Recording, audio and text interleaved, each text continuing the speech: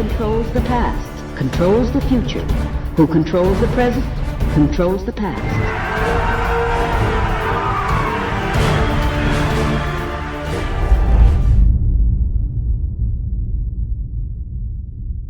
Welcome to the Infowars Nightly News. It is Tuesday, October 20th, 2015, and I'm Ann McAdoo. Here's what's coming up tonight.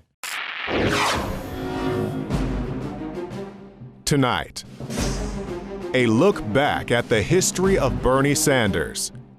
And well, I think it was a dismal weekend when you have liberal conspiracy theories being introduced by the Republican frontrunner. Okay, it is soft trutherism. And it is what it is. It's like it's soft racism, it's soft bigotry. You put it out there for a reason because I guess you want to be provocative. All of this, I think, is unfortunate. And look, my loyalty to President Bush is not in question. The former White House press secretary for Bush acting like it's basically evil to point out that the government was in charge when 9/11 happened. I mean, that's a fact. But now, reality is being twisted. Just like they said there's no Obamacare fees if you don't get it, no penalties. Well, AP's reporting they're now kicking in. This is the attack on reality. Here's the clip.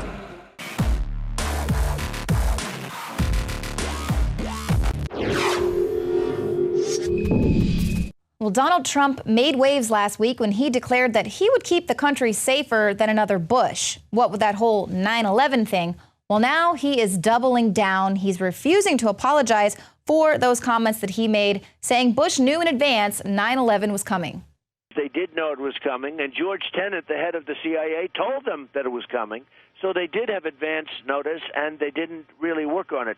Now, that's something that could happen. I don't blame him for that. Again, the question was, it wasn't that I was blaming.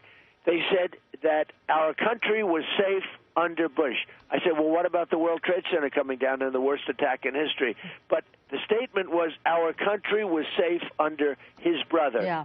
So Trump emphasized once again that he was not blaming Bush for 9/11, just pointing out the fact that everyone keeps saying, oh, well, our country was safe under Bush, but also completely ignoring the fact that the worst terror attack in our U.S. history happened on his watch. And of course, Trump is entirely correct that U.S. intelligence, and in particular the CIA, had advanced knowledge of 9/11. This was documented, and every major news organization reported on it just weeks after the attack. It's not a conspiracy theory. Now, something that's bizarre is that a Bush insider is now calling Trump a liberal conspiracy theorist over his 9/11 remarks. Now, this is Fox News' Dana Perino. She was formerly a press secretary under George W. Bush, and she called Donald Trump a liberal conspiracy theorist pushing soft 9/11 trutherism because he challenged Bush's handling of the attack. She said, it is soft trutherism. It is what it is, like soft racism and soft bigotry, saying he put it out there because he wants to be provocative. Well, you want to know what's soft, Dana, is your reporting after 9/11. You completely failed as an establishment media lapdog. Well, I guess you're quite successful in spinning the official government narrative. Now you're going on to spin it again, saying it's racist to question that narrative, soft racism. And of course, that is how the media controls the government narrative. So let's talk about what's really racist, according to the new USA we're living in. Fruit baskets. That's right. Only in America can you give a gift of a fruit basket and be called racist. This is several students at a high school in North Texas. They've been suspended over what administrators claim was a racially charged gift given to rival members of a competing band.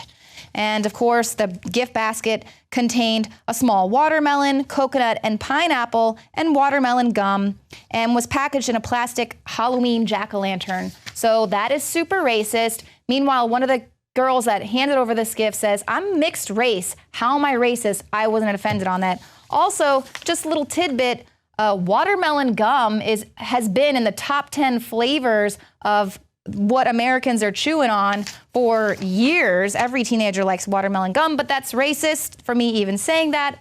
And of course, here is an inherently racist move in the new USA. School is suspending student elections because not enough minorities won. That's right, the middle school principal, she's withholding the results of this this race because they weren't diverse enough, those who won the election. The candidates elected, she said, weren't representative of the diverse student body. So, of course, she could have mentioned that those were some of the parameters before this entire race took off. And the simple fact that the principal suggests a candidate's race trumps all other factors in an election is inherently racist. Who cares about your merits and your hard work? But now here is Jakari Jackson with someone who is a stoner and apparently was able to hack into the CIA. Talk about merit. A U.S. high school student has reportedly hacked the private AOL account of CIA Director John Brennan. Everything from an application for a top-secret security clearance to details about the agency's harsh interrogation techniques have been uncovered, according to the New York Post. This all began back on October 12th, when the hacker said he was able to trick workers at Verizon into releasing personal information about Brennan and convincing AOL to reset his password. And of course, law enforcement agencies are not taking this lying down and would very much like to make an example out of the hacker and any of his associates. The hacker added that he has also been prank calling Brennan repeatedly over the past 2 months, even reciting the CIA director's social security number to him during the calls. But the CIA director isn't the only person to fall victim to the security apparatus that he helped build. Former President Bush has had his personal pictures and paintings hacked by another source, not to mention Dianne Feinstein, who is a strong proponent of you and I being spied on, but when she found out she was a victim of this as well, did not take this very lightly. Not to mention the drone that flew around her residence, she wasn't happy about that at all.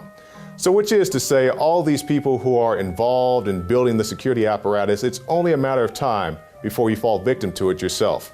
You can find more reports on Infowars.com. Well, joining me now is David Knight, and we are going to break down what this democratic socialism looks like. Now, James Woods, the actor, called Bernie Sanders an utter moron because he's praising China's maternity leave policy. He actually tweeted, "China, not exactly seen as a model when it comes to human rights, provides 14 weeks of paid maternity leave. The U.S. provides 0. David? Yeah, there you go. So Bernie Sanders essentially is saying, the first child you get maternity leave, and then after that, we take them for baby parts, Right. all the kids after that, because that's what they're doing in China. We had a interview from 1985 that surfaced today from Bernie Sanders. He was mayor of Burlington, Vermont at the same time, and he had just been to Nicaragua. And I want you to hear what he has to say in this interview. As a socialist, the word socialism does not frighten me, and I think it's probably fair to say that the Nicaraguan government is primarily a socialist government.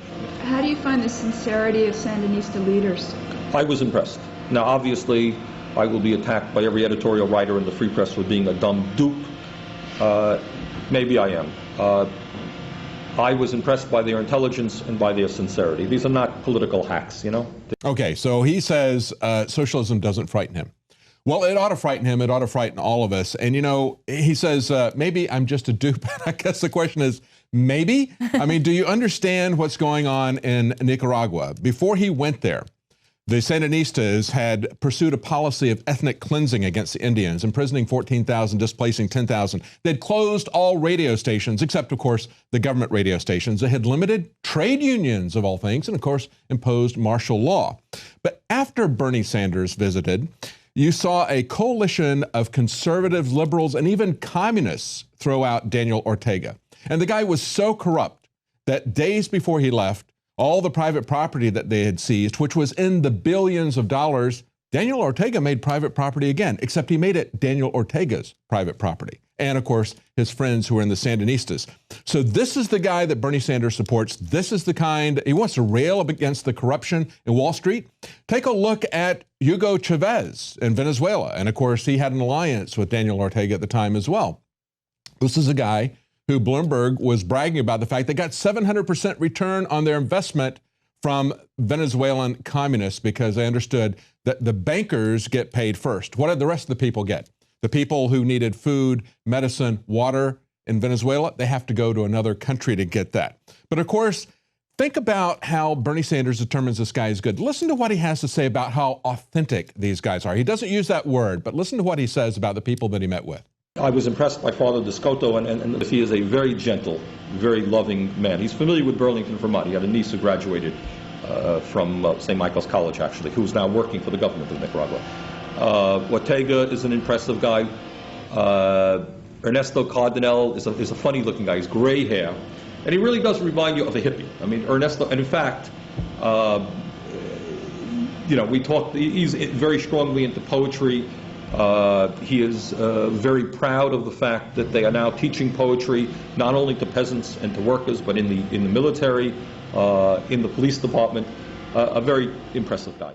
All right, so Leanne, what he's saying is these guys are okay. He says they're hippies, they're kind of counterculture, they're spouting poetry, they've got connections to Vermont. So how could these guys be bad? I mean, they're socialists, okay? They must be good. Here's the issue. Bernie Sanders makes the same mistakes that his supporters make. He looks at these guys and said, hey, they look just like me. They're hippies, they're socialists, they're good guys because they look like me.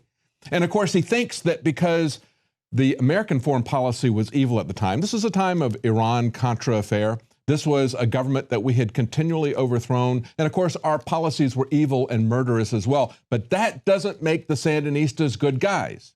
And just because the Wall Street guys are bad doesn't mean the communists and the socialists are good guys. That's why Bernie Sanders is a dupe. That's why he's been blinded by this, and his supporters have been blinded by this left-right paradigm.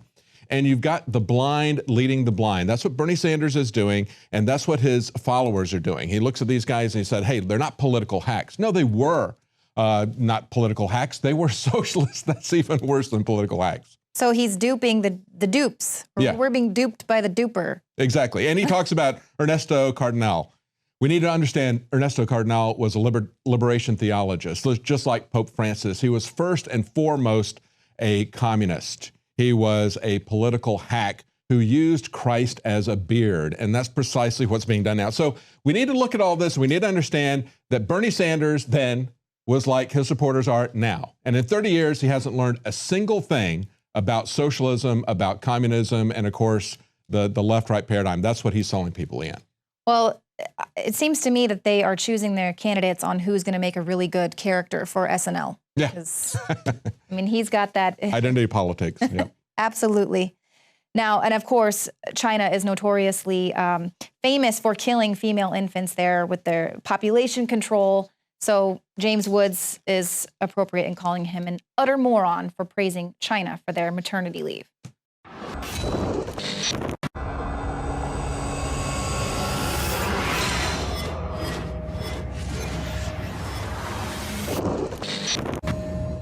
Once dubbed the great humanitarian power by its ex-prime minister Fredrik Reinfeldt, Sweden is on the edge of a brutal collapse due to a wave of entitled immigrants, raping Sweden's women at a rate of 53.2%. Som begår overfallsvoldtekter fungerer veldig marginalt. De ofte arbeidsløse, de kommer fra traumatiserte land. Noen av dem har I hvert fall de siste 5 årene vært asylsøkere. And bleeding the economy of the country dry. Hey, welcome to Sweden. This is the #1 rape capital of Europe. Some say that this is because Sweden is very progressive and aware of destructive patriarchal norms, which is why our definition of rape is broader than in other countries and more considerate to the victims. Others say that it's because of our massive levels of immigration, where we import thousands of people from countries in the Middle East and Africa, places that don't really have the best views on women's rights. But it doesn't matter who is right. We will never know who is right, because we aren't allowed to talk about it. Here in Sweden, everything is considered racist. Danish historian Lars Hedegaard warned the final consequence of the West, and above all, Sweden's immigration policies, that the economy will collapse. Because who is going to pay for it all? Increasing taxes on wage earners in Sweden to pay for the influx of illegal immigrants is not enough. In August, Finance Minister Magdalena Andersson said the government is looking at borrowing large sums of money from the European Investment Bank to pay for illegal immigration. Why has one government after another chosen to spend Swedish taxpayers' money to support and shelter citizens of other countries while some of them try to kill us? Asked Ingrid Carlvist, after a Swedish woman and her son were stabbed to death at an IKEA store in Västerås, Sweden by Abraham Ukba Gabir. An illegal immigrant, Ukba Gabir said he lost control after learning he was going to be deported to Italy. He killed an innocent woman and her son to make people understand him. Prior to the murders, Sweden's third largest city, Malmö, experienced ethnic violence between groups of immigrants. The gangs, described as youths by the Swedish media, used guns, bombs, and hand grenades to mark their turf. In August, the Swedish Migration Board, Migrationsverket, recorded almost as many reports of threats and violence in asylum accommodation as throughout the whole of 2014, according to Swedish newspaper Dagens Nyheter. In Sweden, which does not usually report the nationality of rapists, a just-released study by Swedish police revealed that Muslim men, who constitute only 2% of the population, are responsible for 77.6% of rapes, giving once peaceful Sweden the highest rape rate in Europe and the second highest in the world, next to South Africa. Currently, illegal immigrants are being housed in former royal mansions, and Sweden is building housing for the chaotic violent army, taking over and raping their own country. Ultimately, I want to see every single woman in this country covered from head to toe.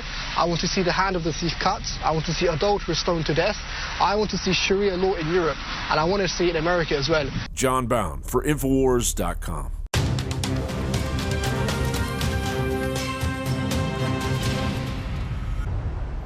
Robots, cyborgs, and life extension technology. These terms are familiar to any fan of science fiction, but now, to some disbelief, these technologies are a science reality. In part 1 of this report, we expose some startling connections between 19th and 20th century secret societies, their occult technological experiments, and the emerging automated prison society that is rapidly descending upon us. In part 2, we look at a possible motivation for the elite who are financing this emerging new world, a world whose construction started centuries ago. In April of 2000, Wired magazine published an article, "Why the Future Doesn't Need Us." It was written by Sun Microsystems co-founder Bill Joy. In it, he quotes Ray Kurzweil's book, The Age of Spiritual Machines. If the elite are ruthless, they may simply decide to exterminate the mass of humanity. If they are humane, they may use propaganda or other psychological or biological techniques to reduce the birth rate until the mass of humanity becomes extinct, leaving the world to the elite. What makes this article and quote even more interesting than one tech pioneer quoting another is the footnote at the bottom of the article. The passage Kurzweil quotes is from Ted Kaczynski's Unabomber Manifesto, which was published jointly, under duress, by the New York Times and the Washington Post to attempt to bring his campaign of terror to an end. Why would tech industry leaders go out of their way to quote Kaczynski's Unabomber Manifesto in not one but two separate publications? Well, for those of you who skip past the 35,000-word manifesto that appeared in both the New York Times and Washington Post on the morning of September 22, 1995, there were some very telling things printed on those pages. Within his article, Joy himself writes about the quote, "I am no apologist for Kaczynski. His bombs killed 3 people during a 17-year terror campaign and wounded many others. Kaczynski's actions were murderous and, in my view, criminally insane. He is clearly a Luddite, but simply saying this does not dismiss his argument. As difficult as it is for me to acknowledge, I saw some merit in the reasoning in this single passage. I felt compelled to confront it." We at Infowars share a similar point of view as Joy about the manifesto. Like Bill Joy, we do not consider ourselves Luddites. We often discuss humanity's fate, traveling the stars. However, we also recognize that some of the words written within Ted Kaczynski's text shouldn't be simply dismissed as writings of a madman, but should be given special attention and careful thought. Before he was the Unabomber, Kaczynski was considered a child prodigy, and he was accepted into Harvard College at the age of 16. He was among 22 students who were research subjects in what has been described as brutalizing psychological experiments, conducted by Henry Murray and rumored to be part of the MK Ultra program. Kaczynski was an eyewitness to some of the most cutting-edge technological experiments of his day. It seems reasonable that Kurzweil, Joy, and others might be interested to see what insights he reveals in his writings. Kaczynski's manifesto touches upon a wide range of subjects, including this one in paragraph 157, where he writes, "It has been established beyond any rational doubt that human thought and behavior have a largely biological basis. As experimenters have demonstrated, feelings such as hunger, pleasure, anger, and fear can be turned on and off by electrical stimulation of appropriate parts of the brain. Memories can be destroyed by damaging parts of the brain, or they can be brought to the surface by electrical stimulation." In that last phrase, Kaczynski accurately describes experiments dealing with mind control technology. These mind control experiments weren't isolated in elite university labs. They were conducted on a large portion of the population, oftentimes within the military. Secretary of Energy O'Leary during the Clinton administration admitted over 500,000 Americans were used as experimental guinea pigs for various programs. Many of them military personnel, as well as other people that really didn't have the right or ability to speak up for themselves. Tech journalist Dr. Nick Begich has been covering the subject of mind control technology for more than 25 years. The idea of using mind control techniques in modern warfare, this is the direction in which we're headed. Being able to manipulate governments, populations in a way that avoids the direct conflict but creates the same outcome, which is a pacified society. Begich reminds us that the experiments and development of technology geared towards the controlling of the human mind has never ceased, and that there can be serious consequences if this technology gets into the wrong hands. This is the direction in which much of our military technology is headed today, because the idea is if you can direct and control the internal workings of the human mind, of the brain itself, not only for communication or manipulation of our own troops, but for the degradation of our adversaries. And yet you don't create the kind of property damage that modern warfare generally creates. So you're able to manipulate the entire populations or great segments of the population for political or military ends. Brainwashing and mind-reading devices seem like something directly out of a fictional novel. Yet this technology isn't even cutting edge anymore. Universities have been researching mind control systems for decades, including the technology to wipe one's memory, exactly as described by Kaczynski in his manifesto. In fact, some of this research is being now conducted so-called for the benefit of veterans because of traumas experienced during war, the results of those traumas. And the idea is just to be able to wipe memory. In other words, looking at veterans, returning veterans with post-traumatic stress syndrome, and being able to go in and sort of wipe out those memories that are giving them the problems. In the 1950s and 60s, Dr. Jose Delgado pioneered mind implant technology, using mostly animal subjects and, controversially, some human subjects as well. Delgado's research included the insertion of electrodes into the brain. He discovered that certain electrical frequencies can significantly control behavior and emotions. In 1963, Delgado conducted an experiment involving an implanted bull. Using a radio controller, Delgado caused a charging bull to come to a complete halt. During an interview about the experiment, Delgado shared his vision of how the future will be. He said, "We must electronically control the brain. Someday, armies and generals will be controlled by electrical stimulation of the brain." Due to a lawsuit launched by a few of the human implant subjects, Delgado decided to leave the United States and continue his work in his birthplace, Madrid. By the 1980s, Jose Delgado had developed technology where you needed no implants whatsoever. The only thing that you needed to do was stimulate the brain with really low energy densities. The technology to wipe an individual's memories is just the beginning. What about restoring memories? In 2014, DARPA announced that it will be funding research into neuroprosthesis that will help people with brain trauma recover their long-term memories. While this by itself might be a noble act, technology, of course, will continue to progress. This July 2014 article from the Los Angeles Times predicts that if the effort succeeds, healthy people too may one day clamor for implantable brain gear that can turbocharge human cognition. In fact, Google's director of engineering, Ray Kurzweil, is counting on it. He predicts humans will be hybrids by the 2030s. We're starting to see more unbelievable technologies being written about and even released to the public. 3D vaccines, cochlear implants that send sounds electronically to the brain, FDA-approved bionic eyes, brain scanners successfully able to read and recreate images in our minds, and thanks to brain implantable microchips, brain-to-brain verbal communication between humans has already been electronically achieved. And considering the inevitable automated workforce, it's possible that the only way for humans to remain a useful element in the future economy will be electronically enhanced bodies and minds, to become part man and part robot, into what some sci-fi novelists call a cyborg. So while the operators of this new technological paradigm enhance their own abilities to match their robotic counterparts, they will also be electronically enslaving the remainder of the human mind and soul.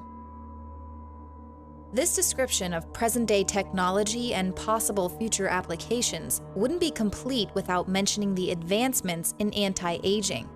Dr. Aubrey de Grey is a leader in the field of gerontology. He says that the aim of his SENS Research Institute isn't to create life extension technology, but to study the problem of how our bodies become sick as we age and to solve it. De Grey says that the aim of his work is to postpone aging, not prolong life. Longevity, however, might be one of those desirable side effects of his research. We are just a biomedical research institute. We do the same kind of research that anyone else does who is trying to develop new medicine. But of course, biomedical research is focused on the diseases and disabilities of old age.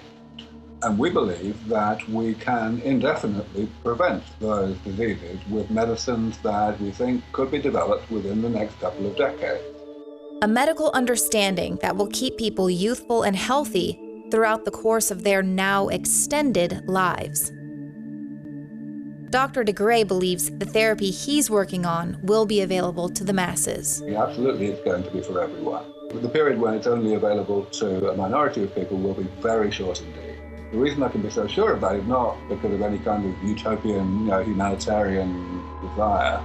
It's simply mercenary economics. These therapies will pay for themselves so incredibly quickly and so astronomically that it would be economically just suicide for any country not to do this, not to front-load the investment to make sure that everybody who's old enough to need these therapies will be able to get them, whether or not they can pay.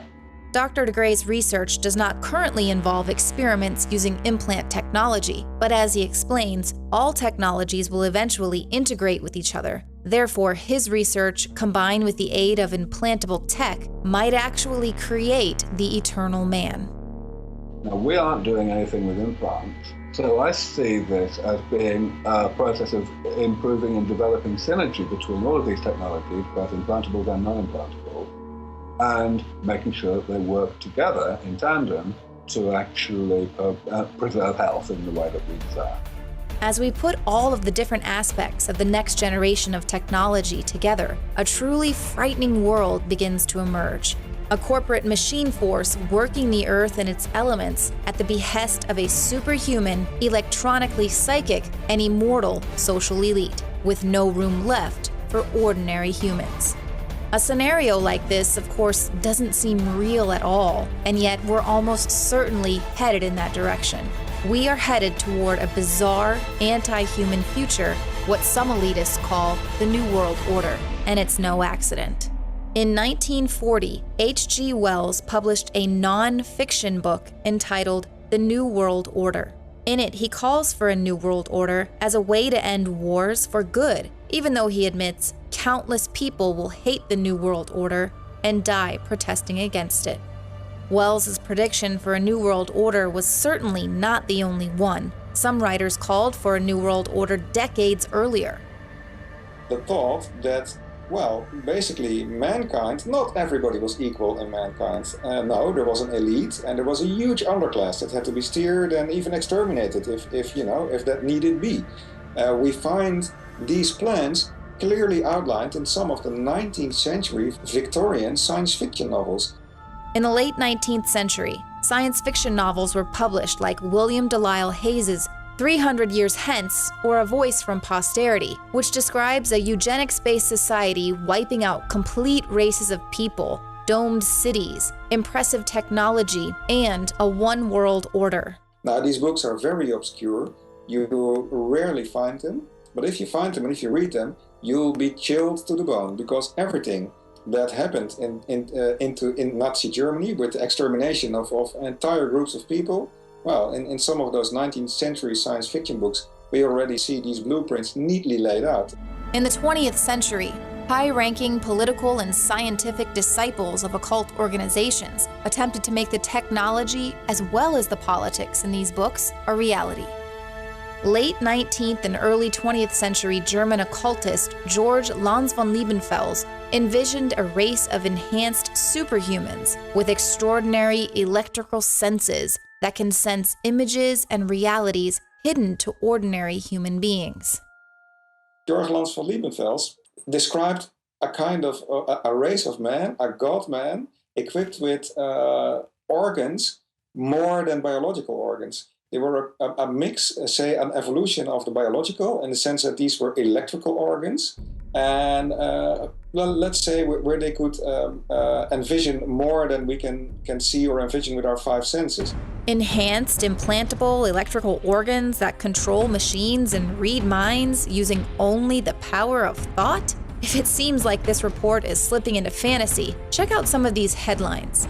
In 2002, Science Daily reported DARPA to support development of brain-machine interfaces. Singularity Hub reported in 2011, revolutionary new brain chip allows monkeys to grasp and feel objects using their thoughts. In 2013, MIT Technology Review published Samsung demos a tablet controlled by your brain. And also in 2013, CNET reports DARPA developing implant to monitor brain in real time. Forget wearable tech, embeddable implants are already here from CNN. Or future potential of brain chip is limitless after man controls robot arm with his thoughts. And in 2015, TechCrunch reported the ultimate interface is your brain.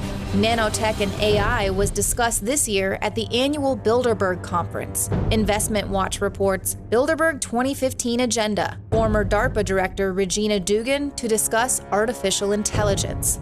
Dugan is behind the idea of an ingestible identification microchip.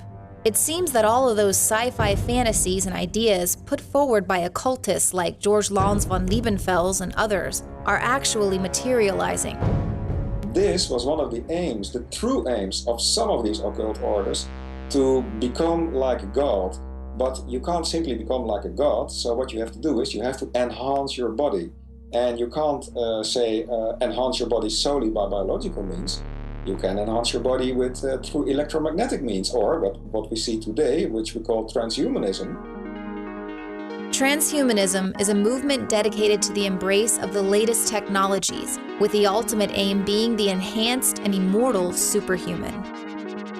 These new things that are now at the forefront of technology and philosophy, and which is, combined, we find it in transhumanism, goes back, in fact, many, many, many centuries. While Aubrey de Grey's research doesn't specifically aim to invent a life extension technology, he is still considered by many to be a leading figure in the transhumanist movement. As a movement, it's really a group of advocates for technological visionaryism, so to speak. We want to actually get people to think more clearly, more rationally, more intelligently about the prospect of dramatically more powerful technology, whether medical or other. Other leading figures in the transhumanist movement is inventor, Google's director of engineering, and Singularity University's founder, Ray Kurzweil. Kurzweil talks about the singularity, a moment in the future when machines will achieve more intelligence than humans. In order for humans to keep up, we will have to reinvent ourselves with the help of nanobots and medical implants. Really what he's saying there is that as time goes on, and as we achieve greater and greater miniaturization, especially of various devices, we will have a greater and greater ability to apply let's call it just simply non-biological solutions to various medical problems, including the problems of aging. And those non-biological solutions will eventually take over, really. They will become dominant as what we do medically. We're going to be able to send nanobots, blood cell-sized devices, inside our bloodstream. They'll keep us healthy from inside, and they'll go inside our brains. And if that sounds very futuristic, there are already people that have computers in their brains. Kurzweil believes eventually technology will be advanced enough for us to upload our consciousness to a mainframe computer where unlimited possibilities await. In some ways, the transhumanist movement is its own worst enemy because it often alienates itself from the general public by sounding too radical. I think that the best way to get the future to happen sooner is to communicate to people that this is not scary, this is simply a continuation of the technological progress that we've seen in the past. The picture that we're painting for you about technology is not a pretty one. Many feel that technology will advance, and there's not much anyone can do to prevent that, so what's the point? But is this really the world we want to live in? Forget the Unabomber's vision of returning to a hunter-gatherer society. Is there another way? In part 3 of this report, we'll shift our focus from threats posed by an out-of-control technological paradigm to real advances that we can use right now that will improve all of our lives, without the possibility of wiping out humanity.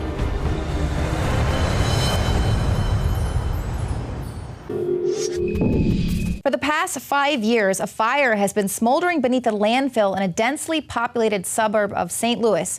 Now, that's not really that unusual. What makes it unusual is that it is less than a quarter of a mile from a large deposit of nuclear waste with no barrier in its way. The residents there were surprised to find out this material was even there in the first place. The EPA is like, don't worry, you might just get a little radon dust, which radon is the leading cause of lung cancer, and of course it increases your chances of bone, liver, and breast cancer. Now, my guest today is Dawn Chapman. She is a resident and activist. She's been leading the charge to raise awareness of this with JustMomsSTL.com and STLRadwaste.com. So, Dawn, thank you so much for joining me. I see sitting next to you is Scott Kahneman. Scott, actually, your grandfather was the foreman working with Mallinckrodt, which is, of course, the company who was responsible for dumping this nuclear waste there in the first place under the cloak of national security secrecy there in the suburbs. So we'll get to you in just a minute. But Dawn, so what really prompted you to get involved? What was the first thing that you sort of learned what was happening at the Westlake landfill? In the matter of a couple of hours after speaking with the state agency, I learned that there was a fire burning in a landfill and that the landfill was a Superfund site. And, you know, the agency was telling me, oh, this is really complicated. This is really serious. And then they said, well, you haven't heard anything yet. You know, next to that landfill, adjacent, but directly in contact with the landfill is nuclear weapons waste. And I had no idea that St. Louis even played the role that it did in the Manhattan Project, that we processed uranium for the bombs that were dropped on Hiroshima and Nagasaki. So my little world was shattered. This whole secrecy thing just really caught me off guard. And really, I felt betrayed because I thought, how in the world was I allowed to buy a house next to this site and nobody had to tell me about any of this? You know, if my house would have had lead paint, somebody would have had to have let me know that. That would have had to have been disclosed. But it turns out you can buy a house next to a Superfund site and next to the world's oldest nuclear weapons waste in the world. And your government, nobody has to tell you anything. Nobody has to say anything to you. Wow. And so you only learned about this in 2013 when you called state officials to complain about the smell. And I reported that the smell was so bad, I guess the attorney general there was actually suing the company responsible for this site. And that was how you learned about it, and just baffled, I guess. I am too. My neighbors had no idea either, you know, and it is such, the Manhattan Project, even now in St. Louis, is so secretive. And I think that's how it's been allowed to get everywhere. You know, it's been allowed to leak into creeks and sit on landfills for 42 years. I mean, we're starting to see the legacy of that. We're starting to see the effects come out in our kids and in our loved ones. And, there are people coming forward that are in the groups right now. Some of us live here, some don't. Some, like Scott, live here and have a direct contact. He lost his grandfather from the Manhattan Project. It's just, we're all linked by this, and it's very surreal. It's a very surreal thing to be linked by. Right, and there's actually an article from about 2013 talking about St. Louis's nuclear legacy, how it might be more dire than anyone can even imagine, talking about how the children who grew up playing in the creek or near the Westlake, how they are now starting to see the symptoms of playing in these affected areas. People 40 years old are dying from really rare cancers, non-smoking lung cancer, for instance, but also autoimmune diseases, birth defects. There's, I guess, more than 2,500 cases of cancer being reported on one of the main pages where they're collating a lot of the data from people who are bringing their information forward with this. Right, and that's just heartbreaking. The other thing that we're seeing is that, unfortunately, we're seeing little children who never grew up in the area but are children of the exposed that are coming down with cancers. Sometimes it skips a generation, and that's heartbreaking. But, these are citizen-documented cancers. The citizens are coming forward. But we also had the state of Missouri. They did an overview of the zip codes that appeared to be affected with Manhattan Project waste that were, that they can say for certain, there's little areas where this waste has sat out. And the state last fall, 2014, came out with their health assessment for the area, and it's not good.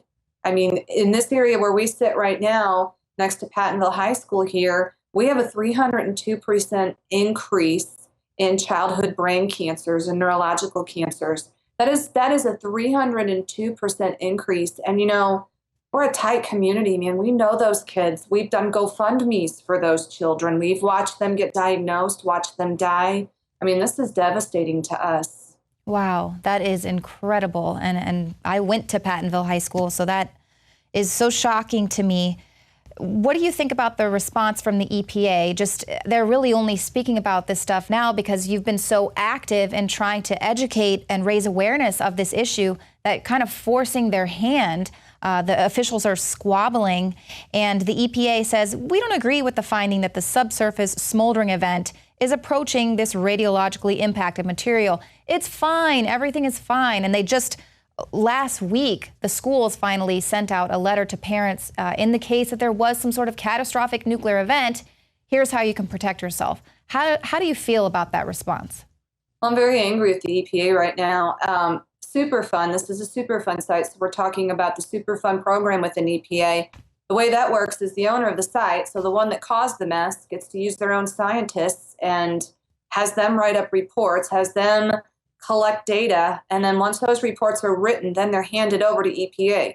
So this isn't EPA science. This is science given to the Environmental Protection Agency from the company responsible for the fire, who is currently also being sued by the Attorney General. And this is EPA looking over that data and rubber stamping it. Wow. This isn't an independent set of eyes. If I hit your car, there's no way you're going to let me take your car to my mechanic. That's just not how it works. And unfortunately, in this situation and with this federal agency, that's what's being allowed to happen in this community. Incredible.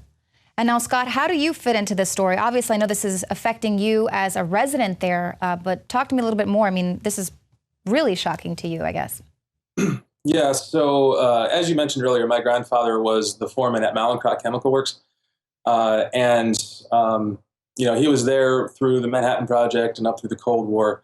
And safety standards were different in those decades, almost non-existent. The story of the way these employees were intentionally and knowingly exposed by management to these toxic and radioactive substances it would probably put the Tuskegee experiment to shame if it ever actually came out. It's just that dire of intentional human experimentation. My grandfather, notwithstanding, he was the foreman there. There was radioactive dust circulating and toxic dust circulating all around these facilities. And, you know, he'd go in and out of there and he'd have the dust on his hands thinking there's, you know, it's no big deal. It's just like if you're a mechanic, you have grease on your hands, you know, it was just something that happened because of your job. Well, he'd come home with the dust on his hands and he'd hug his wife and play with his kids. And then, you know, radiological illness struck and he ended up dying with a radiologically induced lung cancer. And, you know, we found out he was exposed to beryllium, uranium, plutonium. I mean, you know, all the daughter products of uranium that happened during the processing, he was exposed to it all. So were all of his coworkers. Right. And this led the U.S. government to pass a piece of legislation called the EEO-ICPA. I believe it was EOICPA 2001 or 2002. We call it EOICPA, and sorry, that's an acronym, but it's the EEO-ICPA. And it provides government compensation for survivors of Manhattan Project experimentation. And how strange is that? So my family went through that EOICPA process, and they put, you know, this paperwork was intense, and they had to dose reconstruct his circumstances on records that don't even exist anymore. Right. You can't. Records don't even exist anymore. Yeah, absolutely, and that's one of the big issues that people have with these cases. You know, they're from decades ago, and so I can't wait to get to St. Louis and speak with you all in depth, do a really great interview with you guys, with a lot of other family members there as well. Like you said, they had no idea that they were even transporting this material and then going home to their families. So thank you all so much, and we'll be seeing you next week. That's it for the show tonight. We'll see you here tomorrow, 7 p.m. Central. Dave, my mind is going. I can feel it.